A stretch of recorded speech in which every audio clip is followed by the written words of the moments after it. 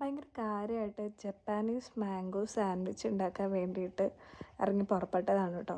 അപ്പോൾ എനിക്ക് ആദ്യമേ അറിയില്ലായിരുന്നു, കുറച്ച് ടേസ്റ്റി ആയിട്ടുള്ളത് ബട്ടർ ക്രീം ആണല്ലോ എന്ന് വിചാരിച്ചിട്ടാണ് ഞാൻ ബട്ടർ ക്രീം ട്രൈ ചെയ്തത്.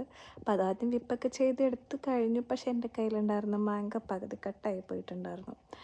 അത് എൻ്റെ ആദ്യത്തെ മിസ്റ്റേക്ക്.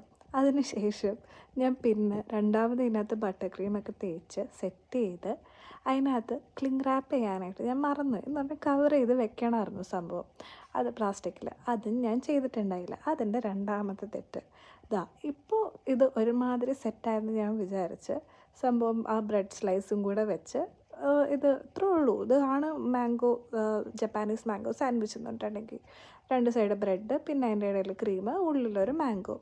അപ്പോൾ ഇതാണ് സംഭവം. ഇത് കഴിഞ്ഞിട്ട് ഇത് കുറച്ച് നേരത്തേക്ക് ഫ്രിഡ്ജിലൊക്കെ വെക്കണമായിരുന്നു.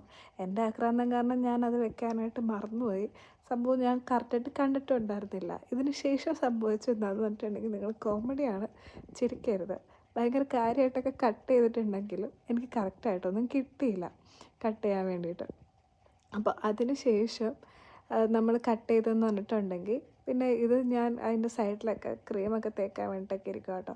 കട്ട് ചെയ്ത് കഴിഞ്ഞപ്പോൾ ഇതായിരുന്നു അവസ്ഥ. സംഭവം എനിക്ക് അങ്ങോട്ടും ഇങ്ങോട്ടും ഒന്നും എടുക്കാൻ പറ്റുന്നുണ്ടായിരുന്നില്ല. എന്നാണേലും ഞാൻ വീഡിയോക്കൊക്കെ വേണ്ടി കഷ്ടപ്പെട്ടല്ലേ എന്ന് വിചാരിച്ചവിടെ പോസ്റ്റ് ചെയ്യുക. സോ അത്രേ ഉള്ളൂ. Bye bye.